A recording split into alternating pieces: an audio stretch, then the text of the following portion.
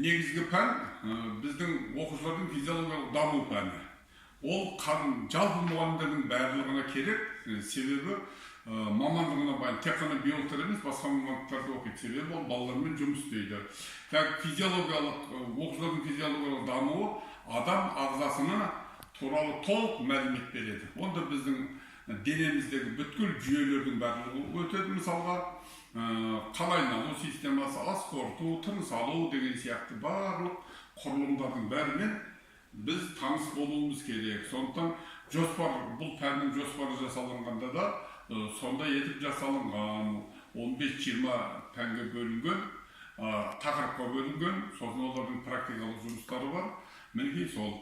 Ал енді ең негізінен бастаса, ең бірінші басталу бұлшықет тірек системасы бар. Бұл біздің ағзамыздағы бәрде, осы жүйенің бәрде негізгі. Егер бір жүйе болмаса, тіршілік болмайды. Мысалға, қан айналуда негізгі, тыныс алуда негізгі, ас қорытуда негізгі, соның барлығында негізгі мәселелер болып табылады. Бірақ енді басталу алдымен құрылысын біліп алуымыз керек. Ол құрылыс біздің бұлшықет және тірек қимыл системасы деп аталады, ең басы. Яғни бұндағы мақсат қозғалыс, мына несіне қараңыздар сөзі, қозғалыс сүйек пен бұлшықеттен тұрады. Яғни осы екеуінің бірігуінен тұрады. Бұлшықет жиырылады, созылады, ал ана тірек қимылды сүйек атқарады. Міне сондықтан бұның негізгі рөлді атқарады деп айтсақ та болады. Бұлар енді бірнеше бөліктерден тұрады. Бұлшықеттердің өзі де түрлі болады. Ұзын салалы, көлденең салалы бұлшықет, ұзын бұлшықет, қысқа бұлшықет деген, мысалы көкіректегілер қысқа еттер болып табылады. Аяқ қолдың бұлшықеттері олар ірі, ұзын болып келеді. Ал сүйектердің өзі де үшке бөлінеді, яғни бас сүйек, одан кейін аяқ қол сүйектері, қол, аяқ, сосын мына көкірек, кеуде болады. Оған омыртқада жатады. Себебі бұлардың әрқайсының атқаратын өзіндік қызметі бар. Мына көкірек қуысында сүйектер қоршап жатыр біздің көкірек қуысында. Себебі бұл ішкі органдар. Ішкі органдар сырттан мынау соққы басқа тигенде соларды қорғап тұратын алдынан мінекей төс сүйегіміз болады. Мінекей мұнда қараңыз. Мынау төс сүйек, екі бүйірінен қабырға, арт жағынан омыртқа. Мынау ортасы мынау қуыс. Мына осы жерде сіздердің жүректеріңіз, өкпелеріңіз бар. Нелердің барлығы осында орналасқан. Одан басқа мінекей мына аяқ қол белдеулері бар. Мына қол белдеу, мына аяқ белдеу, олардың әрқайсының өзінің сүйектері бар. Адамда 200-ден аса сүйектер бар. Олардың бәрінің өзінің атқаратын жұмыстары бар. Бұлшықетте де солай. Әрбір бұлшықеттің өзінің аты бар. Ұзын салалы, көлденең салалы деп. Даже аузымыздағы тілдің өзі бұлшықетке жатады. Жүректің өзі бұлшықетке жатады. Бұл тіл менен бұлшықеттің ең басқаларға қарағанда кереметтігі, бұл өте автоматты қызмет атқарады. Мысалға тілдерін сендер ұзына бойда соза аласыңдар, көлденеңде соза аласыңдар. Жиырып аласыңдар, көрдіңдер ме? Ал басқа бұлшықетті үйте алмайсыңдар ғой. Мысалы аяқтығы тек созылады, жиырылады, созылады, жиырылады. Мінекей бұл тірек қимыл системасы. Ал енді ас қорыту системасы бар. Яғни бұл негізгі ассимиляция, диссимиляция процесі жүретін.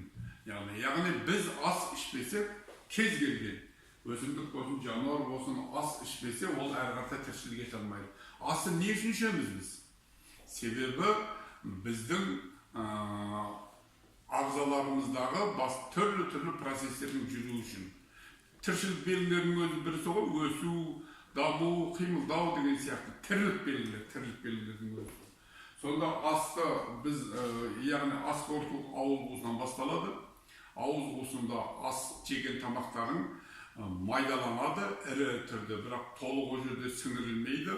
Ол сендер жеген тамақтарын ақуыздардан тұрады, майдан тұрады, көмірсулардан тұрады, нуклеин қышқылдардан тұрады. Міне осы заттар ауыз қуысында сілекей безі арқылы майдаланады да, сөйтіп асқазанға түседі. Асқазанда қорытылу басталады. Асқазан сөлі бар, ал бірақ ауыз қуысында да аздап қорытылады, сөл бар онда да. Және қышқыл бар асқазанда. Одан әрі майдаланып, жаңа мономерлерге айналады дейміз ғой, мысалы белок амин қышқылдарына, көмірсулар, глюкозаға деген сияқты айналады да, одан барда аш-ішек өтеді, аш-ішекте сіңіріледі. 12-шек деген бар, аш-ішек деген бар, міне осыларда сіңіріледі. Сіңірілу процесі өте майдаланған жаңағы органикалық қосылыстар ішектің ішіндегі бүрлерге сіңіріледі. Ол бүрлерге сіңіп қан өтеді. Қан арқылы ол бүткіл денеге таралады. Біздің яғни кез келген денемізге қан бармайтын жер жоқ, сол қанның атқаратын қызметі, қазір қан айналу системасында да айтамыз, қанның атқаратын қызметі қоректік заттарды тасу, әрі оттекті тасу болып табылады. Бұл екеуі де әрбір тірі жанға керек, оттек те керек, қан да керек. Міне сөйтіп барып ішектерге өтеді, ішектің өзі түрінде аш-ішек бар, тоқ-ішек бар, тік-ішек бар, сөйтіп сыртқа шығарылады. Оны диссимиляция процесі дейміз. Ал ана қабылдауды ауыз арқылы қабылдауды ассимиляция процесі дейміз. Өзі байқасаңдар, өзі кез келген ғылым, кез келген дүние, мына дүние екі нәрсе, екі жақты жаратылған. Бір жақты деген болмайды, мысалы қараңызшы. Ал енді, бұдан кейін қан айналу системасы бар. Ол әңгімені басында қан айналу системасы бар. Қан айналу системасы, қан дегеннің өзі біздің ағзамыздағы ішкі сұйықтық. Қызыл түсті. Лимфадан тұрады. Жалпы қанның түсі қызыл деп отырмын. Қызыл түсті. Оның құрамы лимфадан тұрады, сосын қанның жасушаларынан тұрады. Қанның жасушалары үшеу. Эритроцит, лейкоцит, тромбоцит деген. Тромбоцитте қанның пластинкасы деп атайды. Оның әрқайсының атқаратын қызметі бар. Эритроцит мысалға оттек тасымалдайды. Қанның түсінің қызыл болу себебі, эритроциттің түсінің қызыл болу себебі темір бар құрамында. Мынау химиядан білесіздер, темірдің қосылыстары әр уақытта қызыл, қоңыр түске боялады. Одан кейін лейкоцит деген бар, ол түс сөз. Оның қызметі ағзаға түскен зиянды бөгде заттарды жойып жібереді. Қоршап алады да бүйтіп жойып жібереді. Лизис деген жойып жіберу деген сөз. Жеп қоямын, құртып қоямын деген сөз. Тромбоцит қанның ұюын тоқтатады. Енді кейде адам жарақат алады ма? Сол бір уақыттарда тоқтайды өзі қарасаңдар. Ал тоқтамай аға беретін аурулар да болады. Оны гемофилия деп атайды. Гемо деген қан деген филия. Жақсы көремін деген мағынаны өзі. Ал ол ауру болу жүреді. Себебі қанның тоқтау себебі мынадан біріншіден қанның құрамында фибриноген деген заттар бар. Аллютиноген, фибриноген. Фибриноген ол ерімтақ зат.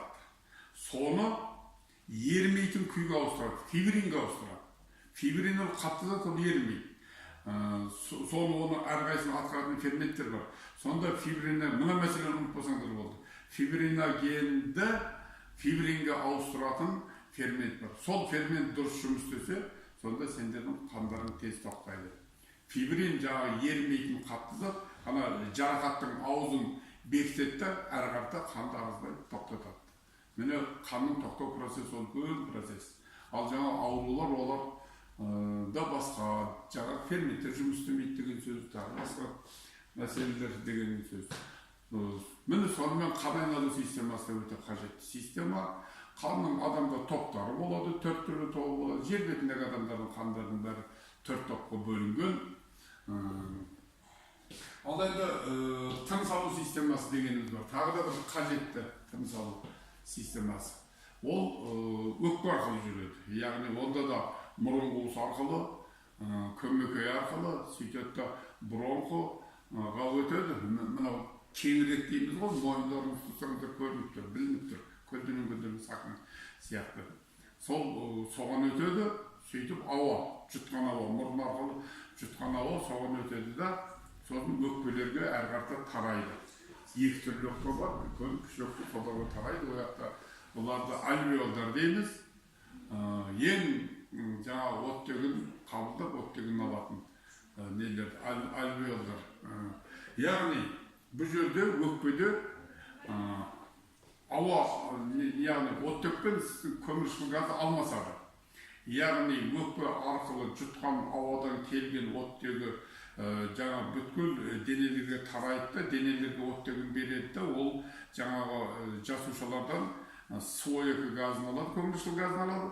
Ол да вена қан тамыры арқылы ол да өкпеге келеді да, сөйтіп өкпеге келіп көміршіл газы сөйтіп ауыз арқылы қайтадан шығады.